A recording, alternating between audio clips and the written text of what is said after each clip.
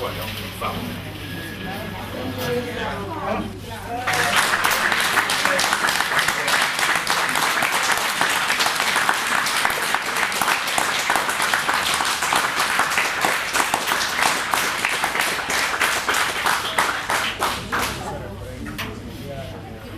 Bueno, Sala Félix Ulloa, 20 años enseñando a ver cine, homenaje de la legislatura de la Ciudad de Buenos Aires, 1988-2008. Muy bien.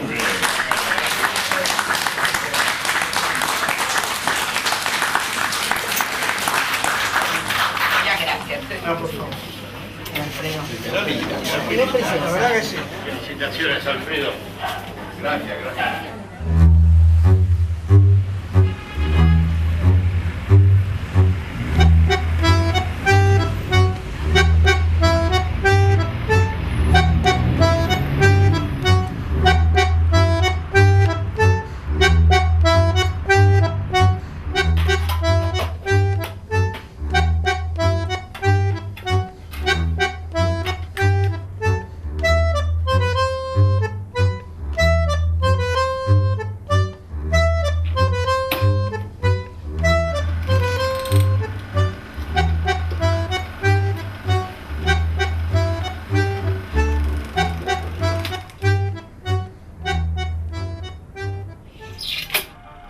Y pensar que con esta película empezó todo el berretín mío del cine. Por esa ocurrencia de un tío de regalarme un proyector de cine en aquella época cuando yo tenía 11 años, que nunca más pude parar. Tuve que seguir comprando películas, después proyectores, después no me compraba un traje, pero me compraba un proyector de una película. Y mi vida transcurrió siempre alrededor de lo fílmico, del cine, la pasión de toda mi vida.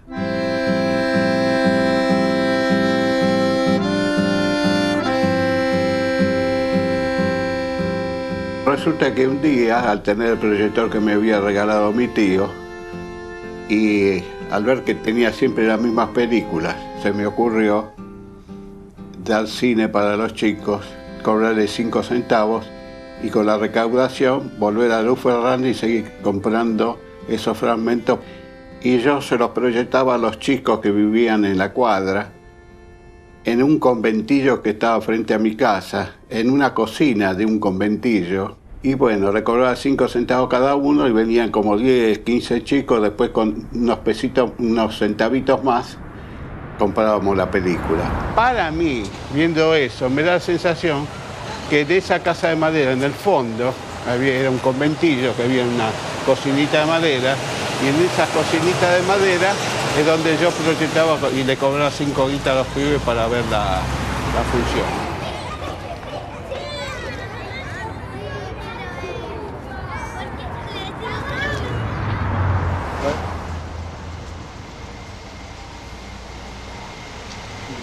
Es esta. Esta, acá está, ¿ves? 1375, ¿ves? Esta es la puerta, ¿eh? Antes estaba abierta en aquella época.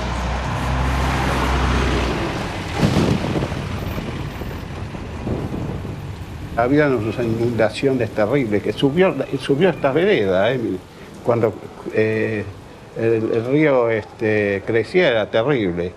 Y de allá, del Güemes, que yo me pasé en el año 1940 con mi abuelo, toda una tarde viendo cine, porque no podía volver. Yo había ido a la escuela y no podía volver. Y entonces mi viejo vino y me llevó y me trajo hasta acá. Le llegaba por acá el agua a mí, que era un tipo alto, ¿eh?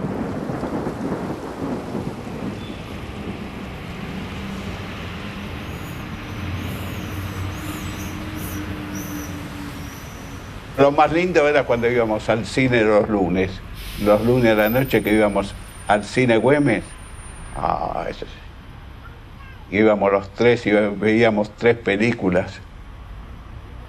Estaba viendo la película y sentía bom, bom, bom, bom, bom, bom, bom, bom, bom, bom, bom, bom. Salía el techo. Entonces a mí se me ocurría, miraba la película, pero cada tanto miraba hacia arriba para ver las estrellas.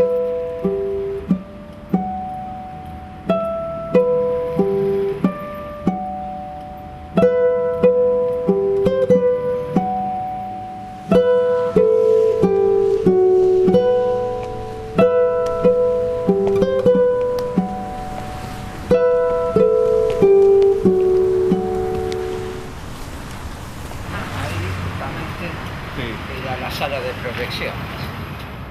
Me acuerdo en una o dos funciones que empezó a llover y nos estábamos mojando. Entonces empezaban a correr el techo corredizo. Eso no me olvido más.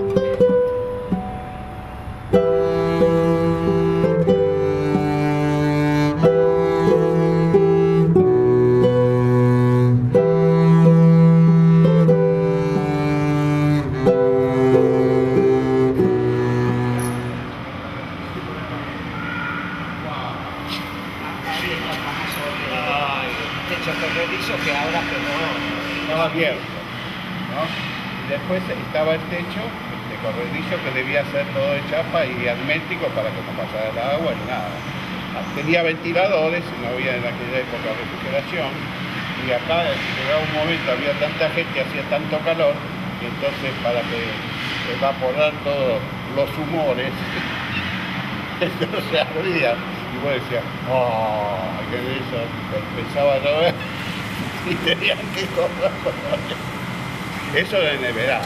Así, ¿dónde quedaba la cabina de proyección? Bueno, justamente la tiene allá. Entonces la pantalla estaba allá. La pantalla estaba allá.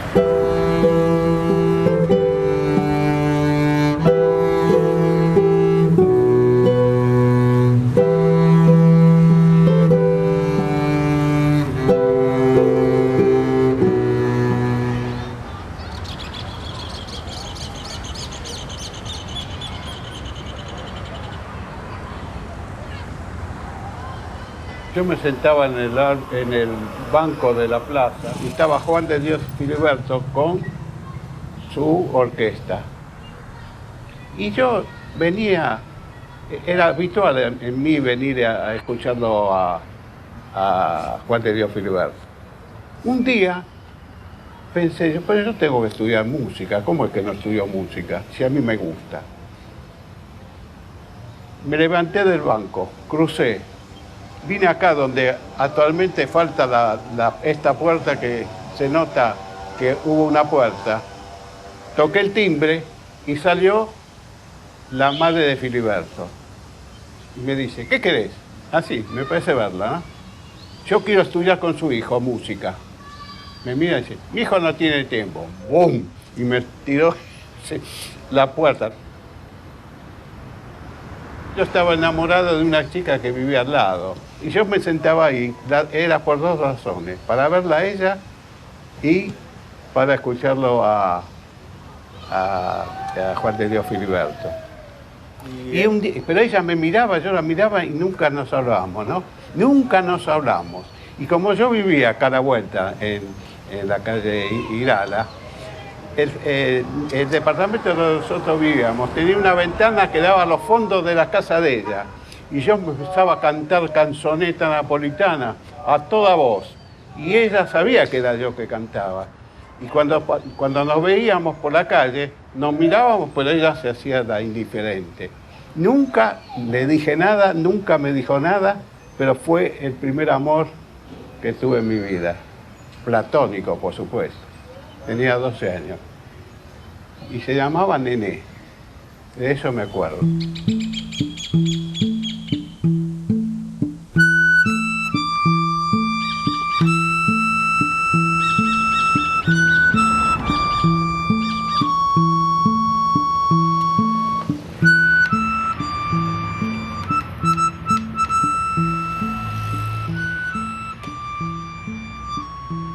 Un día comprando la revista Fotocámara, descubro que había un aviso que decía: traigo de Estados Unidos el gabinete del Dr. Caligari y otros clásicos del cine mundial de la época muda.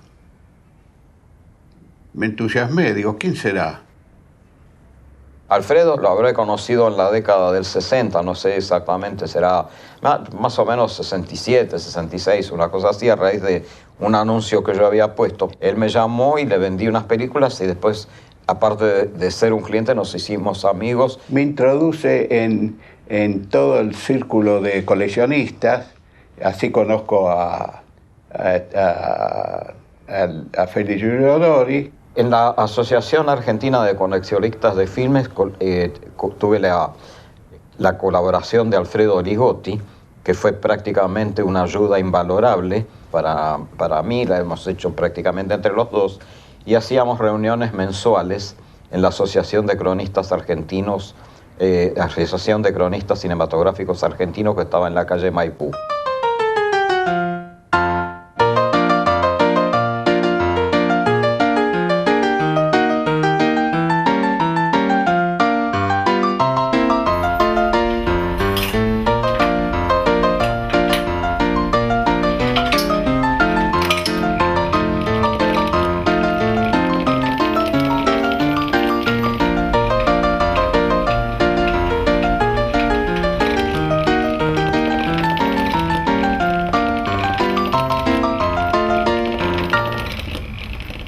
Yo entiendo que coleccionista es aquella persona que se dedica y tiene conocimientos de qué es lo que colecciona. Yo le voy a decir lo que es el coleccionismo en general. Son juntadores de películas. Juntan películas, pero eso no quiere decir que tengan un conocimiento del cine ni de la historia.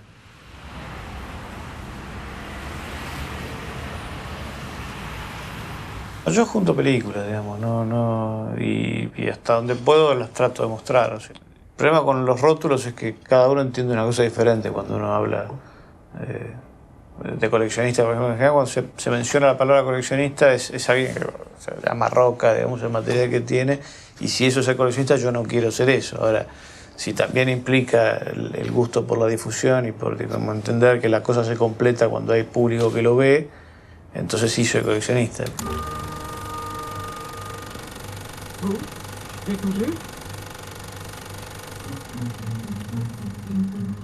El verdadero coleccionista tiene que tener una inquietud del tipo intelectual. Los juntadores de películas son el 95%.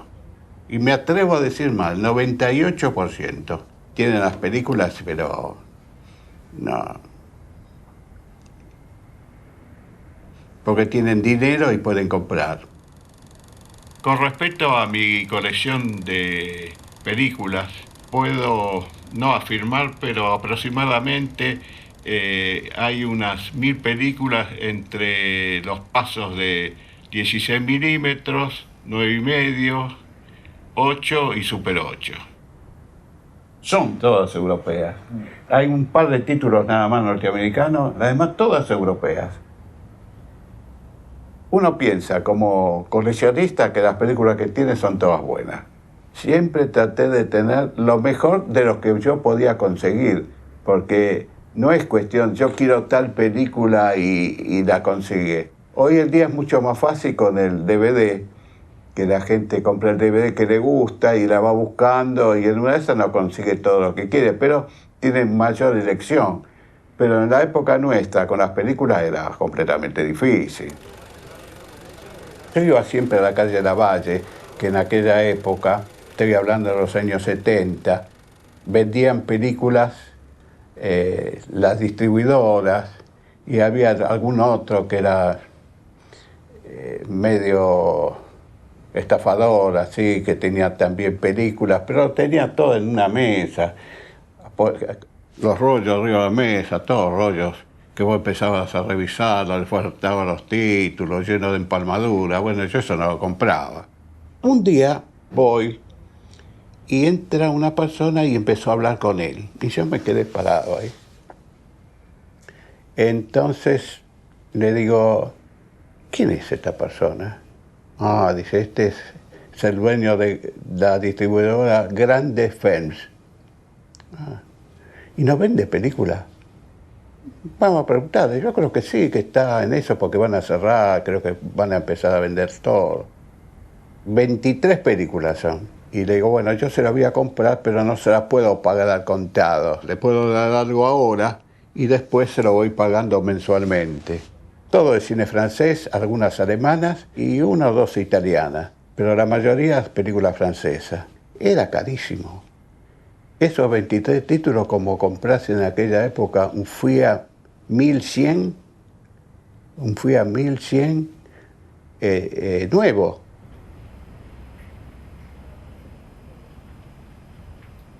cada copia tiene una historia detrás. Alfredo le debe pasar lo mismo. Cada copia que ha conseguido es un libro.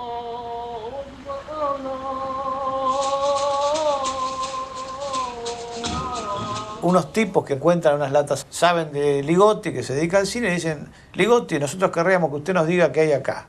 Entonces Alfredo va y encuentra a Pepe Le Mocó. Entonces los cita a los tipos.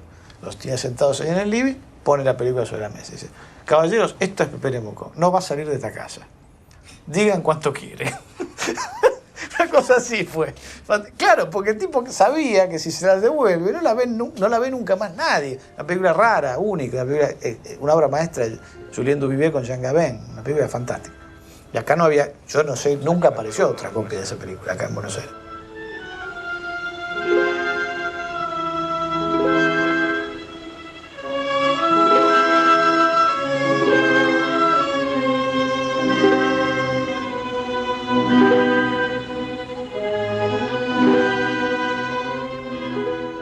Muchas películas aparecen así, de gente que no sabe lo que son, te la muestra y dice: bueno, esto que se encontró es extraordinario. Ahora, ¿cómo hacemos, no? Porque vos sabés que si vuelve al lugar de donde vino, no aparece nunca más. Después, sí, conseguí muy buenas películas francesas.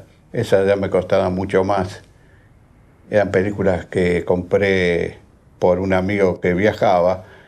Me salieron más baratas que si lo hubiese pedido. Y ahí ya conseguí El fin del día, Amanece, El muelle de las brumas, Verdades nocturnas, A nosotros la libertad, todo cine francés, que yo, es el cine casi con el italiano que más me gusta. Dégueulasse. Des tessons de bouteilles, un vieux peigne. Ah, il est bête, le fond de la mer. Mais c'est pas le fond de la mer. Le fond de la mer, c'est plus loin, c'est plus profond.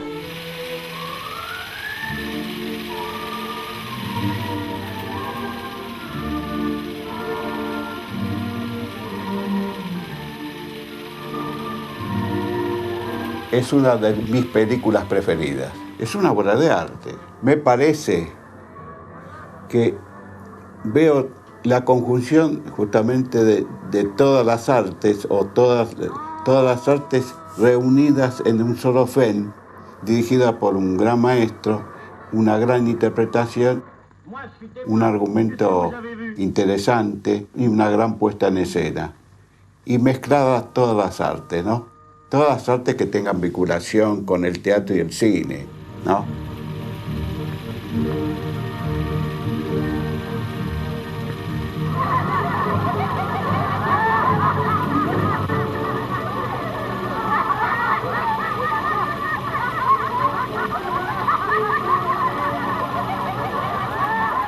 Una vez me la ofrecieron y la compré.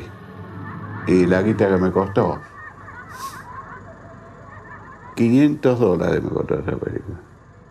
Y espero que dure, que no se eche a perder.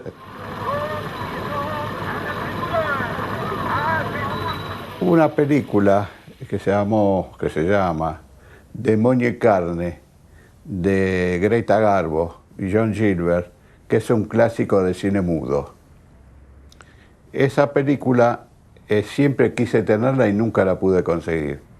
La tengo en un video, pero no es lo mismo tener la película que tenerla en un video.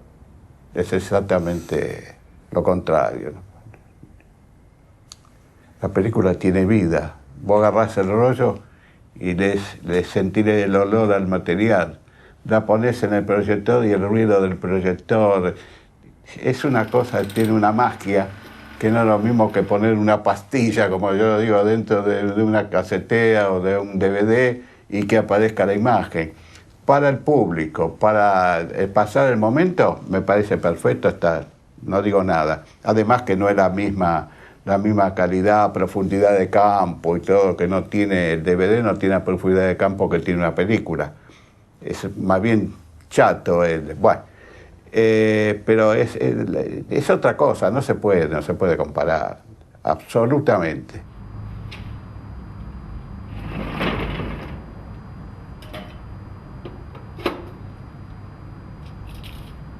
Puse la película en la ventana porque está deteriorada.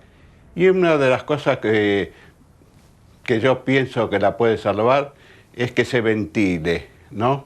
Porque conserva los ácidos que van surgiendo de la misma película y que la va deteriorando, y aparentemente con la ventilación va perdiendo ese olor tan fuerte que tiene, que es el llamado síndrome del vinagre. El síndrome del vinagre es más o menos reciente, son los últimos 10, 15 años. Y en origen parece que es un problema que también está vinculado a alguna falta en el proceso de revelado.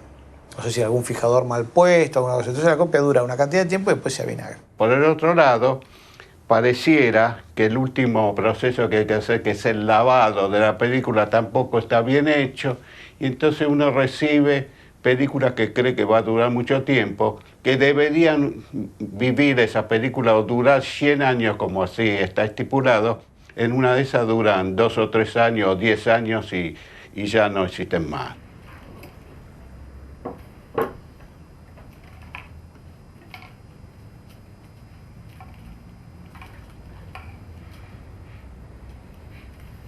Donde percibís que hay un poco de olor, tenés que sacar la película de la lata, ventilarla y ver qué pasa. Pueden pasar dos cosas. O la película reacciona bien en el aire y se le va el olor, a veces pasa, y otras veces no se le va el olor, en cuyo caso tenés que aislarla. Y siempre fuera de lata, porque la porquería esta encima es contagiosa. Se le pasa a otras copias, aunque estén normales, digamos, ¿no? Es decir, si están pegadas mucho tiempo, están cerca mucho tiempo. La tragedia es cuando te pasa con una película argentina, porque no tenés manera de recuperarla. Muy difícil encontrar 2, 3 copias de película argentina. Me pasó con una copia de Puente del Cine, lo lamento, me duele en el alma, pero bueno. Es un dolor dejar que una película que uno ha querido y que la ha visto en una de esas pocas veces se deteriore. Entonces, bueno, es una forma de querer salvar al moribundo.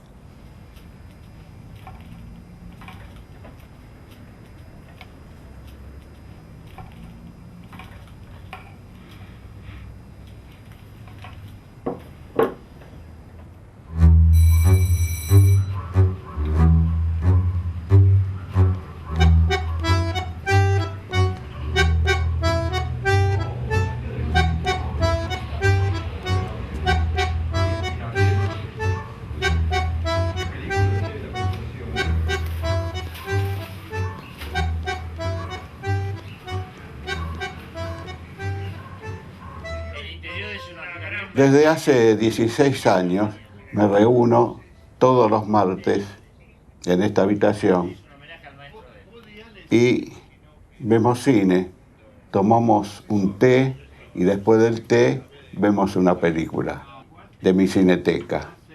Actualmente me reúno con Gustavo, Armando, Giulio Dori, Luis Giulio Dori, el hijo de mi gran amigo, con Gerardo y con Gabrieli, con Luis Gabrieli. Y además con mi gran y querido Cristian, mi nieto, que es el seguidor de mi locura por el cine, de mi chifladura por el cine. Bueno, muchachos, déjese de bromar que tenemos que ver la película. Bueno, dale, vamos. Basta de charla.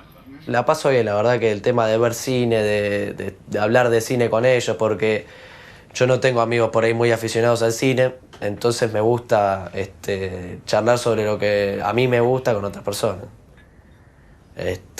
Y bueno, el martes es la ocasión, por ahí es el momento como para que pueda hacerlo.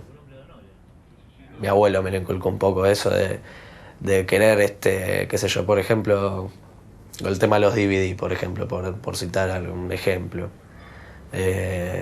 Siempre quiero tener más, quiero tener más, y quiero tenerlo, no los quiero por ahí alquilar y devolverlos, quiero tener la película. Eso sí, eso me lo inculcó un poco él por ahí. Ya con esto y con esto se larga, ¿ves? La relación con mi abuelo surgió desde muy chico, siempre fuimos muy apegados,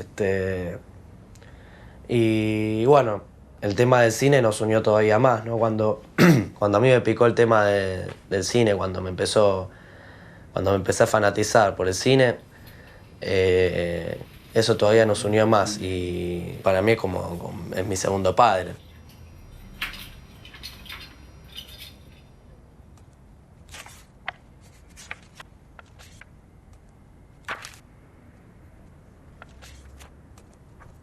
El que tenía una gran relación con Núcleo era mi amigo Giulio Dori. Él fue que me presentó a Héctor Venas, que era el segundo de Samaritano, con el que tuve bastante amistad.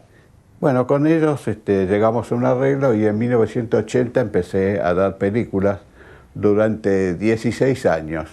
Aproximadamente unas 500 funciones hice con Núcleo. Con mi material, casi todas, a veces con material que me han prestado, a veces con algún material que consiguieron ellos, pero las funciones están alrededor de 500 funciones. Una vez por semana, y cine mudo, cine sonoro, pero todo retrospectivo, es decir, todas películas antiguas, no viejas, antiguas.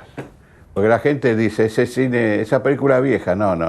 La película vieja puede ser la que se estrenó hoy y que dentro de un año nadie se acuerda más, esa es una película vieja. Pero las películas que tienen historia, esas son películas antiguas y que quedarán en la historia del cine.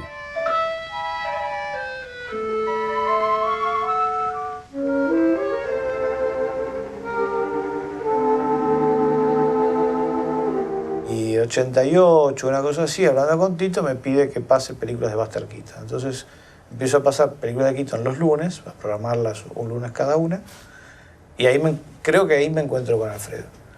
Y entonces, durante, no sé, hasta la muerte de Vena, o sea que tiene que haber sido hasta el 93, supongo, alternábamos en los ciclos de los lunes el material de Alfredo con el mío. Pero hasta ese momento, Alfredo y Félix Giulio Dori, a quien no hay que olvidar, porque Alfredo ha nombrado su sala con el nombre de él, pero que falleció bastante antes, 85, 86, no sé en qué año, eran los principales proveedores del material de los lunes. Félix Giulio Dori, por lo que me han dicho, también era un tipo muy generoso con su material, le gustaba mucho el tema de hacerlas ver las películas y su especialidad del cine mudo. Una colección fantástica de cine mudo que compré yo hace poco. Núcleo fue un espacio de difusión permanente para un cine paralelo también. Antes de Núcleo, Gente de Cine. Acá hay cineclubes desde 1929, con actividad bastante profusa, qué sé yo, Amigos del Arte te hacía funciones con películas que se acababan de dar en Europa. La Pasión de Juana de Arco, uno piensa, bueno, ¿cuándo habrá llegado acá? Inmediatamente después se hizo y ya apareció acá con el mismo consenso crítico que en Francia. O sea, había realmente un interés muy, muy importante por ese material, que se traducía, por supuesto, en el cineclubismo, porque no surgía, digamos, la iniciativa esa de las salas comerciales, ¿no?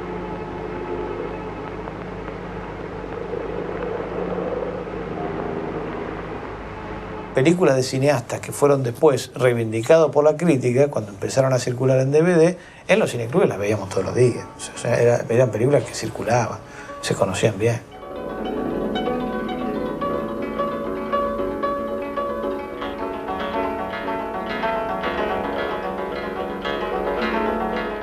Con el cine europeo también pasaba, o sea, es a los cineclubes que le debes todo el cine de Europa del Este. Que acá, la verdad que sí puede ser que hubiese alguna valoración crítica, pero digamos, a los cines comerciales nunca les interesó.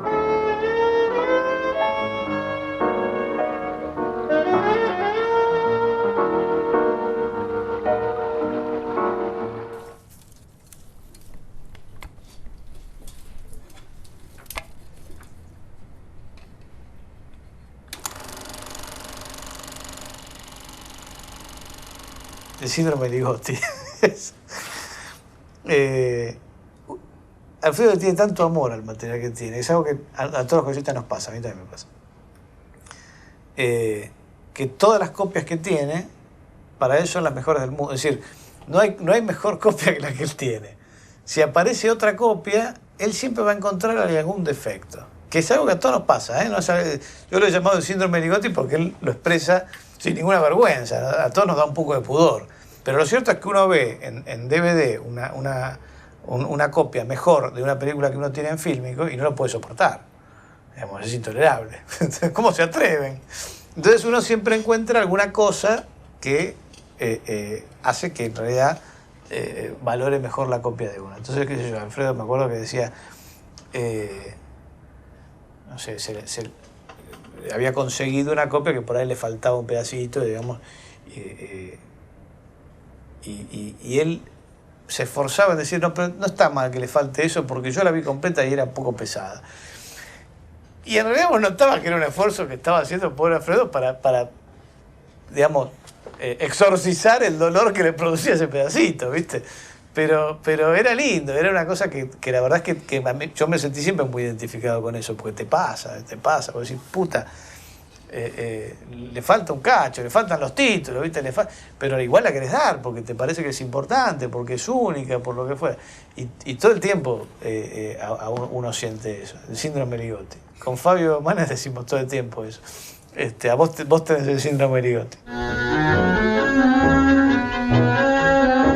En ese baile de carnaval, 17 de febrero de 1947, serían las 24 horas, ahí conocí a María Esther. En ese baile, después nos encontramos al día siguiente y de ahí en adelante estuvimos 3 años de novio y hasta que nos casamos, en 1950. 22 años, recién cumplidos. ¿Sabes qué pasa? Que después de tantos años de casado, ya es como que, ya es el compañerismo. ¿Te das cuenta? Entonces, ¿qué te vas a meter en lo que le gusta al otro? A mí basta que no se metan conmigo, que mire lo que quiera. Yo hago mi vida y él hace la de él. Va, mi vida. Yo me pongo o a coser o a tejer o salgo con mis hijas o lo que sea, pero no... A él le gusta la película, sí, bueno, hay que dejarlo. Y esa sala no estaba con todo eso antes. Los placares que están los tenía yo con ropa. Me hizo vaciar todo para estar todo lleno de películas.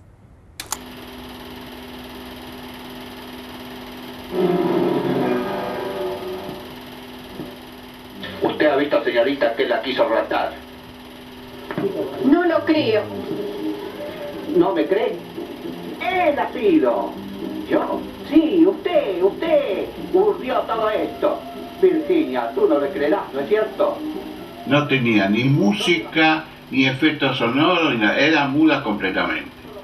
Así las recibía yo cuando las pedía a Estados Unidos. Y empecé a sonorizarlas, los largometrajes, todo empecé a ponerle música, a poner efectos sonoros.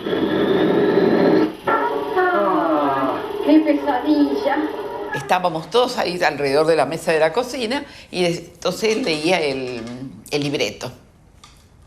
Decía, vení, apurate que te toca a vos. Y yo me secaba las manos, iba y hacía, cada uno hacía su papel, ¿no? Y eso salía bastante bien, ¿eh? Y así nos pasábamos a veces las horas. Mucho trabajo. Y bueno, era un entretenimiento. Una cosa fuera de lo común. Nos reíamos después cuando la veíamos completa. ¿Cómo te encuentras? Más o menos. Yo bien, gracias. Me alegro. Buenas noches. Ay, por Dios, lo que nos hacía hacer con esas películas. 30 o 40 de estos cortos los hice seguro. Largometrajes, pero me cansé de hacerlo. Y qué lindo que era, porque vos terminabas un trabajo y lo veías y qué lindo, cómo quedó.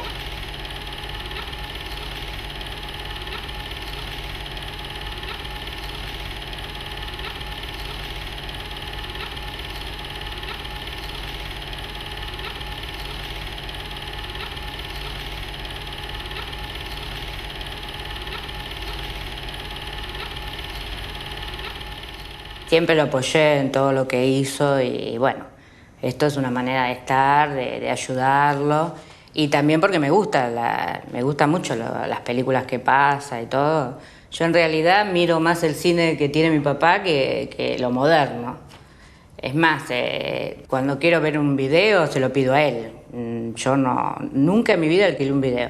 Bueno, hemos musicalizado películas juntos, intervine en una, bueno, que prácticamente intervino toda la familia, que era Fausto, una obra maestra de cine mudo, donde yo con mi hermana hacíamos las voces de los chicos que jugaban. Bueno, mi mamá hacía el papel femenino y el papel masculino lo hizo un amigo que tenía muy linda voz, así que eso era todo realmente una cosa muy hermosa que hemos vivido juntos, ¿no? Fue el sueño de él toda la vida de tener su microcine, pero después, digamos, también fue una cuestión familiar, ¿no? Estábamos todos ahí apoyándolo. En realidad siempre lo apoyamos a mi papá en todo lo que hizo. No me queda otro remedio.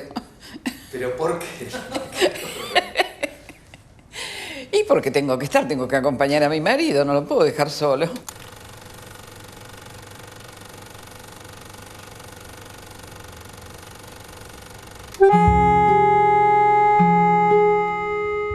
Mi mamá, que era una persona muy jovial, tenía algo de artista, siempre cantaba canzonetas, porque ella se había criado en Italia. Era argentina, pero los padres le llevaron cuando era chica a Italia. Entonces le quedó eso muy arraigado. Y yo la oía cantar, siendo muy pequeño, tenía 5 o 6 años, y a los 7, 8 años empecé a cantar las canzonetas, todas de oído, por supuesto. Y hay una, que es una canción italiana, muy linda, que se llama Come le rose. Y esa fue la primera canción que aprendí por oírla a mi mamá, y que me trae recuerdos muy, muy gratos. Son tornate a fiorire le rose, alle dolci carezze del sol, le farfalle ci seguan festose, nell'azzurro con trepido vol, ma le rose son forse più belle che fiorirono un giorno per me. Ah, la tua voce gentile, ah, che la vida. Bueno, me olvidé la letra ahora. Yo cantaba mucho canzoneta napolitana. Y eso con mi mamá, todo eso venía de la parte de mi mamá. Tenía 80 años y parecía que tenía 60. Mi padre también. Murió a los 94 años porque un día me dijo, no comía. Y le digo, mira viejo, si no comes te vas a morir. Yo me quiero morir. ¿Cómo te quieres morir? Sí, viví demasiado. Eso fue lo que me dijo. Nunca me dio un beso ni nada. Yo tenía mucha relación con mi madre, pero con él no. Con él había una distancia. Solamente me acuerdo que una noche estábamos los dos en la misma cama y él se puso al lado mío, bueno, de frente a frente. Estábamos tapaditos de un día de invierno, yo era chico.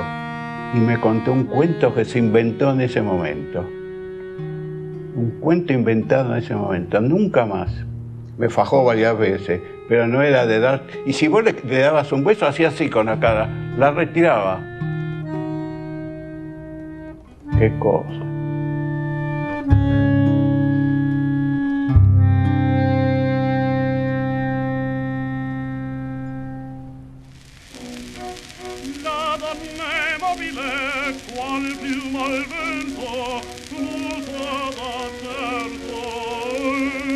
Mi registro es tenor lírico spinto. Estuve cantando algo, estuve también por radio del Estado, que le llamaban a algún concierto, alguna radio municipal, en el Club Italiano canté, pero digamos, una ópera completa, así, sintética. Una vez canté un Pagliacci,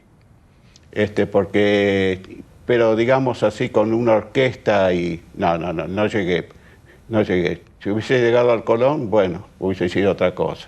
Realmente fue una gran frustración el no haber seguido con el canto y haber triunfado, digamos así, porque eso me dolió mucho, porque creo que pude haber llegado, tenía condiciones vocales histriónicas, pero circunstancias adversas hicieron de que nos siguiera. Cuando estaba en lo mejor, digamos, de mi voz, que estaba con Pedro Milazú, que fue el más grande tenor argentino que hubo aquí, justamente en Argentina, llegó a darme lecciones los sábados a la tarde gratuitas para hacer más corta el aprendizaje. Pero un día, por la calle, me encontré con Gerardo Brandoni y me dice: Mariano Mores está buscando voces para la revista musical Luces de Buenos Aires. ¿Qué te parece si vamos? Y yo dije, bueno, vamos. Y como me había tomado, después que hicimos unas pruebas, quedó conforme, entonces volví a lo de Pedro Milazú. Le digo, mire, maestro, no voy a poder venir por un tiempo porque estoy en el Teatro Nacional. ¿Cómo? Sí, bueno, Ligotti, usted nunca va a hacer nada. Siempre fue una amistad extraordinaria, tanto él como yo. Tuvimos una actividad artística, trabajábamos en el Teatro de Revistas del Nacional, en un espectáculo que se dio en el año 59, que se llamó Luces de Buenos Aires, y encabezaba la compañía Mariano Mores, Tita Merelo, Tito Luciardo, un espectáculo realmente muy lindo. Tenías 3 funciones los sábados y 3 funciones los domingos. El único día que no trabajaba era el lunes, pero yo el lunes trabajaba. Así que, ¿qué tenía de descanso? Las horas cuando volvía del trabajo. Y así lo hice como 2 años y medio más o menos estuve. Porque después se fue Mores y yo me seguí quedando con otras compañías, otras revistas y ahí sucesivamente. Estuve en 2 teatros, estuve en el Nacional y en el Lola Membrives. Y además caminar por Corrientes era una maravilla. A veces hacíamos el viaje del Nacional al Maipo, porque eran los 2 teatros que hacían revistas, ¿no? En ese entonces. Cuando hacíamos nosotros la comedia musical con Mariano, fuimos a grabar a Odeón.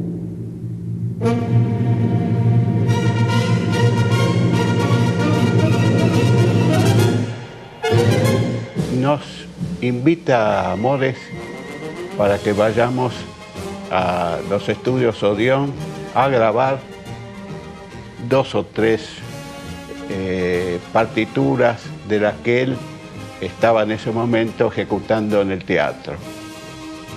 Una de ellas fue la marcha Luces de la Ciudad, ¿no? La luz de mi ciudad. Yo tenía un agudo que en la ópera se ponen pocas veces, que es el si bemol. Como era el tenor, yo ponía la nota más aguda. Habremos estado unos 4 o 5 horas ahí. Y el caché no venía nunca. Entonces le preguntamos, y maestro, ¿qué pasa con eso? Nos pasamos 5 horas ahí grabando en Odeón. Bueno, muchachos, una noche esta vamos a cenar todos juntos. Estoy esperando todavía esa cena.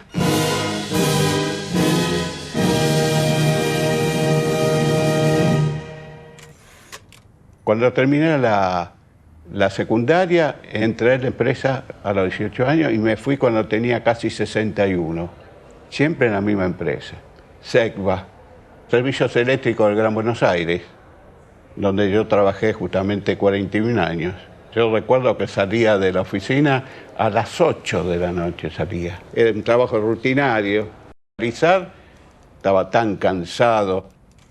Y después, al ver todos los inconvenientes que surgían, me refugié en el cine ya plenamente.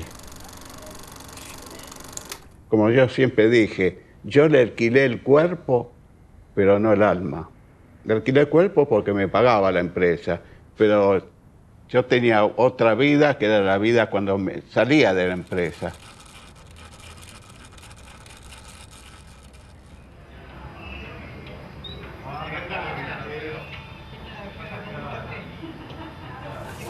Buenas tardes.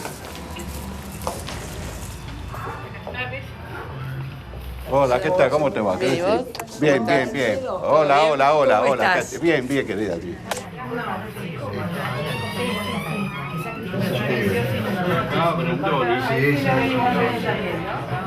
Y para mí el caso de Alfredo, por ejemplo, que tiene su lugar donde tiene para dar cine, pero que no lo usa para él solo, que él lo tiene para sus vecinos, para sus amigos, para la gente que quiera compartir con él esto, o sea, el cine. Entonces, a esa persona no se le puede decir coleccionista, se le puede decir que es un gran comunicador que te está mostrando aparte el contenido. No es una colección para mirar y no verla, es para mirar, principalmente es para verla. Y eso es lo que hace Alfredo, date cuenta. Él tiene un lugar donde vas en forma libre. Disfrutás y aprendes cosas porque aprendes verdaderamente historia del cine. Tardé 3 años en hacer esta sala y sus, y sus adyacencias.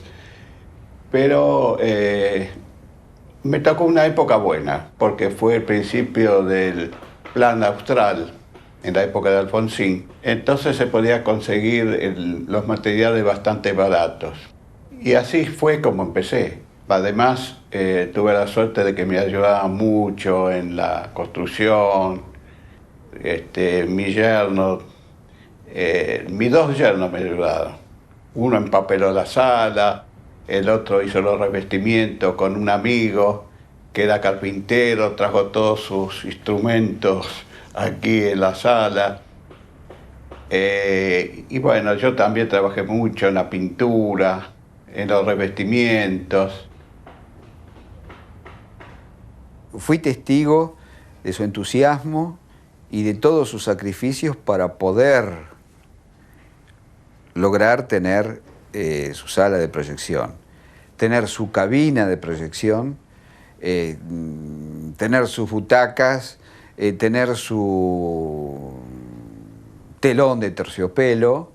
Realmente se quiso dar el gusto, quiso tener el sueño del pibe.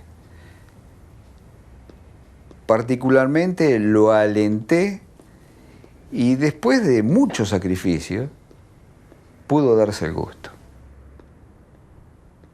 Y es así como tenemos desde hace ya unos cuantos años la sala lista para la proyección. Y el día de inauguración fue con una gardeliana.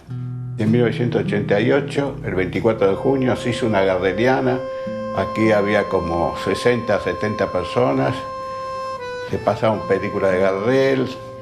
Hubo gente en el escenario, tocando bandoneones, cantando. Realmente fue un momento muy lindo. Cuando Alfredo se decide hacer su cine, sabía perfectamente que iba a ser una tarea difícil. Difícil económicamente, porque la voluntad ya la tenía. Hizo grandes sacrificios. Vendí muchas películas de mi repertorio. Algunas películas yo se las compré. En esa época podía hacer esos gastos. Y bueno, lamentablemente hoy no figura en sus anaqueles esas películas porque con dolor de su alma se tuvo que desprender. Era un momento que yo me retiré de empresa y entonces me dieron bastante dinero. Todo ese dinero vendí todas las alhajas porque mi padre era joyero. Me regaló todas las alhajas que era de mi madre, las mías, yo me vendí todo todo el oro, como aquel que dice, brillante, todo, sí, había cosas buenas, y bueno, todo eso está ahora en las paredes. Ma che fai? Ti metti anche a piangere adesso, andiamo, ma non ti vergogni. No, domani me ne vado, lascio il film. En esta sala yo nunca cobré nada, porque para mí lo más interesante es compartir con la gente la película. Mi papá lo conoció a Alfredo en el año 54, cuando estaba el grupo Gente de Cine, que después derivó en el Cineclub Núcleo. Ahí la conexión fue en ese círculo y por los mismos gustos que tenían sobre el cine. Principalmente la de mi papá era el cine mudo, ¿viste? Cine mudo. Mi papá nunca se dedicó al cine sonoro. Alfredo también. Lo que pasa es que Alfredo después le encantó y le gustó el cine sonoro y empezó con eso, pero no lo pudo convencer nunca a mi papá. Mi papá no tenía cine sonoro. Lo de mi papá fue todo cine mudo. Todo. Eso ahí, bueno, ahí nació la amistad y siguió hasta el año 87, que es la época que falleció mi papá. O sea, se visitaban asiduamente, tanto en casa de uno como en casa de otros. Hacían reunión pizza de por medio que le hacía mi mamá para comentar o ver las películas. Y aparte había otra ficción entre los dos. Ellos los dos eran amantes de la ópera. Principalmente de la ópera italiana, tanto mi papá como Alfredo. Los dos eran nacidos concurrentes al Colón y no solo los ligaba el cine, sino los ligó la lírica y principalmente la italiana. Al nombre, porque mi amigo se había muerto y me pareció que lo quería tanto yo que quise poner el nombre de él. Éramos muy amigos, era realmente un gran conocedor de cine, fue realmente sabía mucho. Mi papá ya había fallecido en el 87, pero él a fines del 87 hizo la inauguración y nos invitó porque como había bautizado la sala con el nombre de él, pienso que había una amistad bastante grande. No es algo pasajero ni... ¿Viste? Eso no lo pueden tener dos coleccionistas. Por lo general el coleccionista se cela uno con el otro, porque el coleccionista, y vos tenés esto y bueno, yo tengo esto. Esto falta en el cine, en las estampillas, no sé, en todo en las figuritas, porque yo quiero tener la más difícil, te va a decir. Date cuenta que en el caso de mi papá y de Alfredo nunca hubo, yo tengo la más difícil, al contrario. Mi papá tuvo un accidente muy grande, caminaba porque caminaba con dificultades y veían películas, mi papá en la cama, él llevaba la máquina o la daba de él y mi mamá haciendo la pizza y comían en la cama los dos sentados la pizza mientras veían la película. Aprendí mucho al lado de él y entonces me parece que ha quedado por el tiempo que duró esta sala el nombre de él y me pareció magnífico. En ese momento, no sé, retribuirle con eso todo lo que él me brindó como amigo y como conocedor del cine, ¿no? Que de los 14 que vengo. Y es una responsabilidad, pero es una responsabilidad que me gusta. Qué sé yo, hubo muchas funciones por ahí que estaba lleno de gente y que había mucha gente y la película por ahí valía la pena y eso a nosotros era lo que nos... Esas funciones son muy lindas. Pero sí, creo que el día ese que fue la primera vez que vino un actor acá, que fue Osvaldo Miranda, que le hicimos un homenaje a él, creo que fue una de las mejores funciones de todas. Ese fue un viernes. En ese momento proyectábamos los viernes. Él nos había comentado que tenía una copia de una película que para nosotros se volvió mítica, que era La mentira de Nina Petrovna, la película de Hans Schwarz con Brigitte Helm, que era una de las perlas de la colección de Alfredo, en 9,5 milímetros, que es un formato hermoso, y una película rarísima, muy, muy difícil de ver, si no imposible, en ese momento imposible, digamos, realmente Alfredo tenía esta copia, que creo que era italiana, que tenía subtítulos o intertítulos en italiano, y no sé si él la había traído de Italia, la había comprado en algún viaje, una cosa así, La mentira de Nina Petrovna. Y a Fabio y a mí nos fascinaba Brigitte Helm por Metrópolis, la actriz de Metrópolis, porque se acababa de reestrenar, se había reestrenado en los 80 Metrópolis, entonces toda la teníamos bastante fresca y nos volvía loco esa mujer. Entonces Alfredo dice, yo tengo La mentira de Nina Petrovna. Y en lugar de decir, la tengo y arréglense, el tipo nos dijo, bueno, vengan un día a casa y se las paso. Por eso la generosidad, ¿no? Que decía antes, la cosa de mostrarte el material que tiene, no guardárselo. Y quedamos locos con la película. Muchísimos años después, hace 1 año, 2 años, yo encontré otra copia en Inglaterra. Y la compré. Y la hemos dado por televisión y qué sé yo. Y cada vez que la damos, lo mencionamos, Alfredo, porque nosotros descubrimos esa película gracias a él. El primer proyecto de mi vida. No tiene nada más ni nada menos que 70 años. El que me regaló mi tío.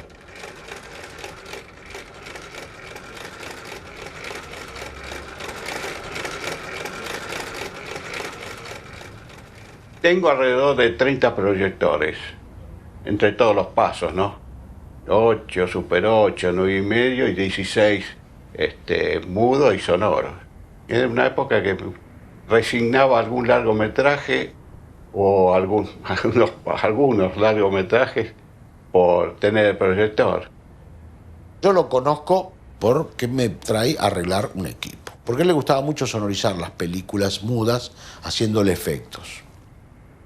En realidad yo creo que hice una amistad, digamos que es un cliente amigo Alfredo, pero por la forma de ser de Alfredo. Es una persona muy honesta, muy correcta, que no pasa en el 90% del caso de este gremio. Nunca me ha especulado de ninguna forma, a menos de que sea alguna película que a él le interesa. Por eso entonces trato de que la película, si tengo alguna película que a Alfredo le interesa, no decírselo, ¿no? Yo creo que todos los coleccionistas cinematográficos, en el caso de Alfredo, por ejemplo, la pasión es el proyector. Y la película es el complemento. Ellos tienen amor hacia las máquinas, todos. Porque si no sentís ese amor, no tendrían tanta cantidad de proyectores. Y en algunos casos esporádicos, les gustan las películas, entonces no tienen un solo proyector ni tienen montones de películas. Pero el 90% de los coleccionistas tienen muchos proyectores, o más de 2. Yo creo que Alfredo tiene, vamos para no ser injusto, 50 y 50. 50 por las películas y 50 por las máquinas. Pues si no tuviese todas esas máquinas, él las guarda ahí, y si pudiese tener más, las tiene más. Si puede conseguir más proyectores, también los tiene. Pero tiene también una pasión. Él le gusta ver el proyector mientras que está... Y fíjate, si en algún momento le preguntás a Alfredo, charlando con él, y vos vas a ver, pregúntale a Alfredo, ¿usted cuándo proyecta? ¿Qué está mirando la pantalla? Y él te va a decir, miro las dos cosas, miro el proyector, a ver cómo pasa la película. Y es porque le gusta ver eso. Disfruta viendo el transporte. Por supuesto, ahora los equipos modernos son automáticos, entonces se pierde un poco eso. En cambio, con los equipos antiguos, los proyectores que eran manuales, o como esos que están ahí arriba, que eran de enhebrado manual, vos veías el transporte de la película, entonces el 90% veías la magia, que la película pasaba por la ventanilla. No se puede tener 1 o 2 proyectores. Los que estamos en esto tenemos que tener varios proyectores. ¿Y qué son 30 proyectores? ¿Son muchos?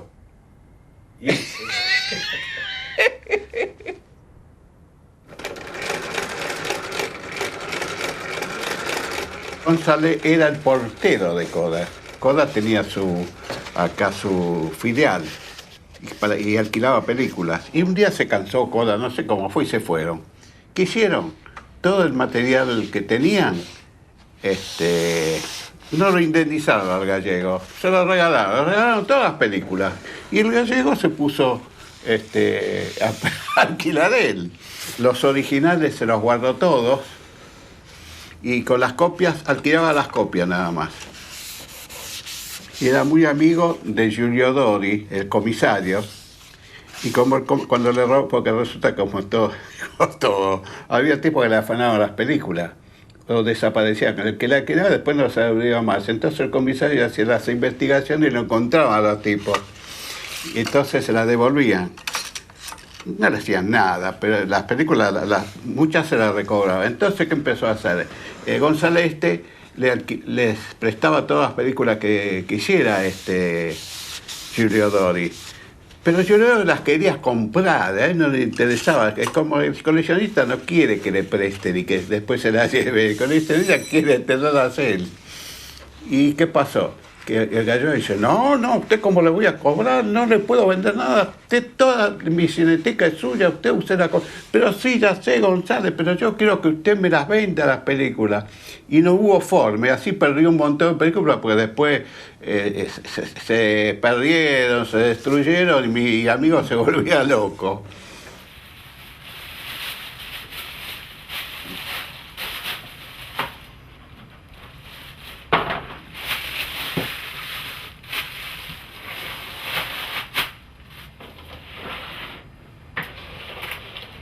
Yo creo que al celuloide, hablando así que no es celuloide ya, ¿no? No se lo puede reemplazar. Cuando está en perfecto estado y la imagen, la definición es perfecta. Pero hablemos del 35 milímetros, porque cuando uno se va achicando, se va perdiendo también cuadro. Yo pienso lo siguiente, que no existe nada que pueda ir contra el progreso. Me quedo asombrado que gracias al DVD estoy viendo algo que jamás en mi vida soñé que iba a ver nunca.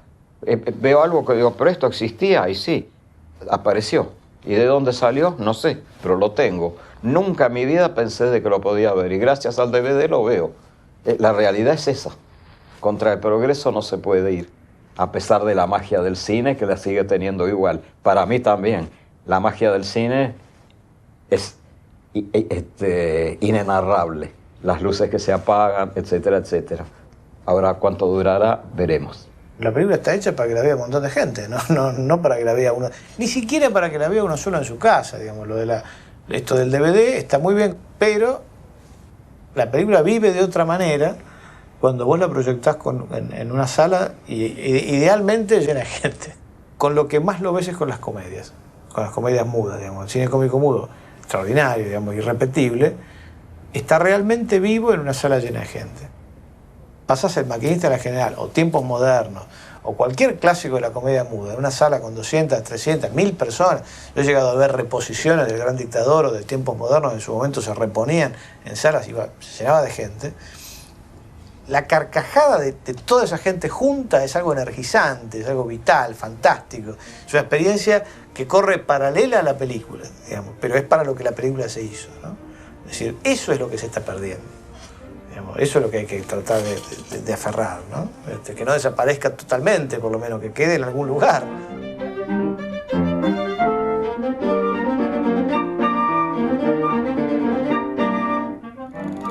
Alfredo lo hace, creo que todos los fines de semana, está pasando películas en su sala con gente, ¿no? Bueno, eso hay que tratar de seguir haciéndolo. De que está muy bien tener las películas para uno en su casa, pero además lo otro es importante. Y yo creo que es igualmente importante, no creo que sea menos importante, creo que es igual de importante. Pero sí es una experiencia social. Por supuesto, hay una ceremonia. Si vos, por ejemplo, te sentás con amigos, poner el proyector, poner la película, sentir el ruido de la máquina cuando está proyectando, la pantalla, la luz que sale de atrás, es todo un rito, toda una ceremonia, el ruido del proyector durante toda la proyección, la magia, porque una buena película de 16 milímetros, o una buena película de 35, o una buena película de Super 8, con un buen proyector, indudablemente es distinto. Ves una profundidad donde vos estás adentro de la imagen que el video, por el momento, no la tiene. Solamente el ruido de la máquina ya es una ceremonia. Y alguna rayita que sale, alguna pegadura, da la tensión, que la máquina, que si entró bien la película, todo eso tiene mucha importancia para nosotros, los que nos gusta el cine así. El ruido de la máquina, la torta. Yo tengo un amigo militar que siempre tuvo la amabilidad de prestarme películas de su colección. Agarra las tortas y le dice, Alfredo, siente el olor que tiene, sentir el olor al material. Sí, es una locura, sí.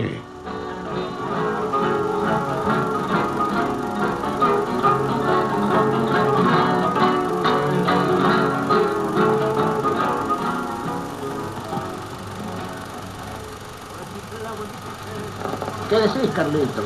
Contento, hermano, de haber colaborado con vos en el hermoso tango Mano a Mano y ser el primero en interpretarlo en fil sonoro.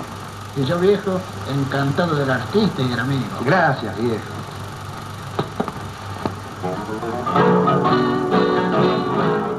La primera experiencia que tuve con respecto a los viajes que hice a los distintos festivales empezó con el Festival de Toronto de 1995, invitado por Ramiro Puerta, que era el manager del cine sudamericano. Ahí llevé unos cortos de Gardel que fueron muy apreciados. Y por esos cortos después fui invitado al Festival de Huesca, al Festival de Trieste y al Festival de Chicago.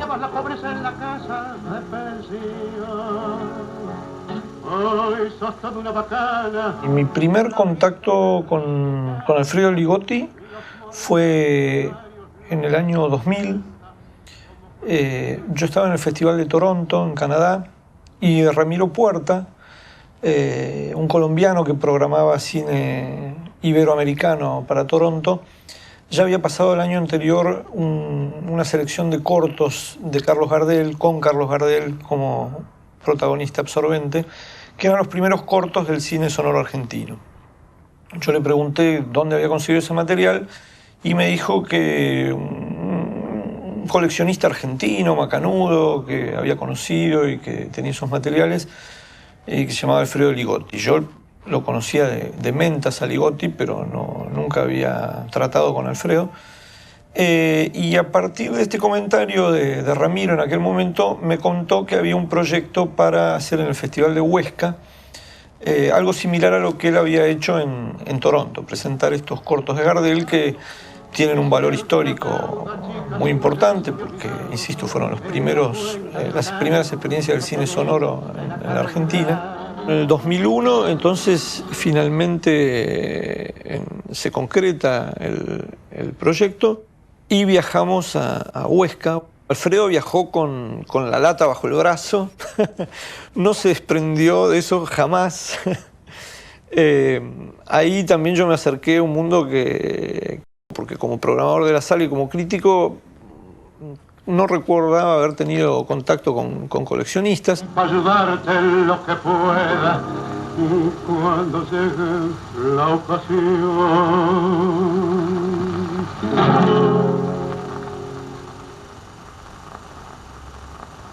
El coleccionismo es un mundo aparte dentro del mundo del cine. Tienen que ver muchos factores allí, hay de todo tipo, personales, sentimentales, aparecen también manías, fetichismos, ¿no? Ligotti, aunque cumple con algunas de las generales de la ley de los coleccionistas, como decíamos antes, ese celo por el material, de abrazarse al material y no soltarlo, no poder desprenderse, tiene por otra parte una virtud que me parece que le falta a muchos coleccionistas y es este deseo de compartir lo que él tiene con un público. Cuando se da la oportunidad también salir con sus materiales al exterior y poder mostrar muy orgulloso no solo lo que él logró atesorar a lo largo de su vida, sino también materiales en los cuales él confía también. Hay una parte importante de nuestra identidad cultural, como es el caso de estos cortometrajes que firmó Eduardo Morera con Carlos Gardel.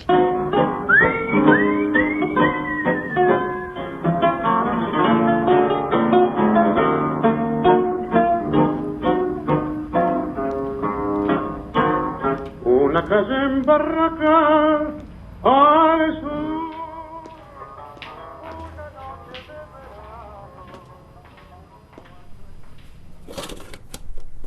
Estoy un poco cansado, pero ¿cansado cuál es? El estar arreglando las películas, de estar rebobinando, de estar todo eso que hay que hacer para que no se echen a perder. Todo eso ya no tengo fuerza para eso. No tengo fuerza y no tengo ganas. Que hay que estar con la lupa, con la moviola, compaginando, haciendo, cortando. No, eso ya no puedo más. La verdad que miro todo eso y digo, no, que sea lo que Dios quiera. Esta relación que tiene Cristian y que debe a través del cine quizás tenga que ver, porque yo también la tuve en su momento con mi padre en la adolescencia o en la niñez, digamos, y hasta llegada a la juventud. Y por lo menos quizás también uno se lo haya transmitido sin querer desde chico a Cristian. Podría ser el sucesor. Espero que lo sea. Y yo creo que tiene las aptitudes, tiene la capacidad intelectual, y le gusta mucho el cine. Como sabe ver bien el cine, tiene mucha capacidad para elegir las películas y razonar, y ve películas antiguas y les gusta.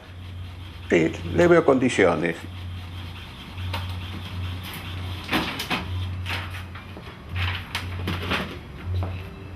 Me gustaría poder seguir con todo con todo el tema del cine, me gustaría poder seguir, pero bueno, eso se decidirá en un futuro, no sé, veré, pero bueno, a mí el cine me apasiona y bueno, como te dije antes,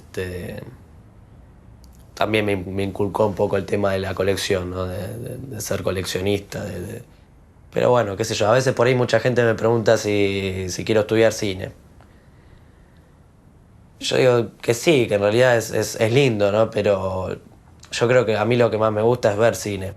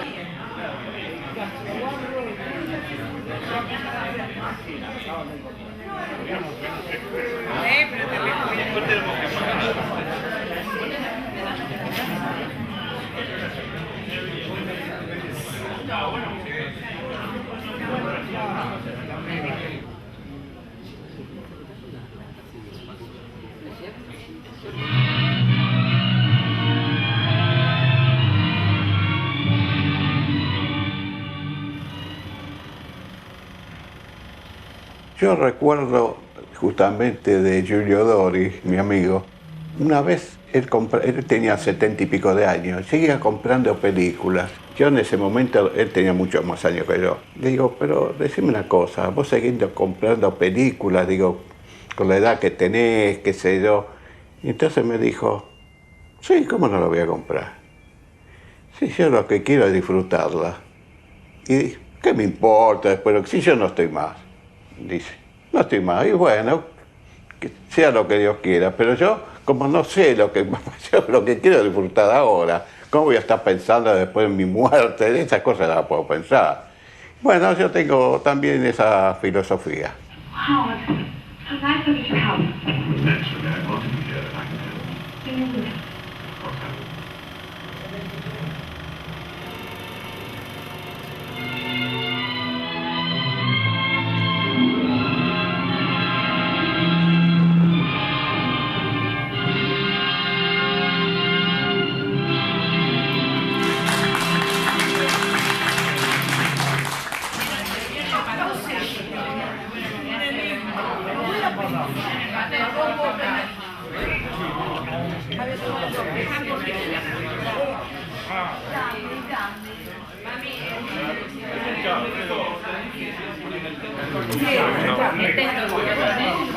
El segundo rollo del proyector no me había sonido, tengo que pegarla en el primero.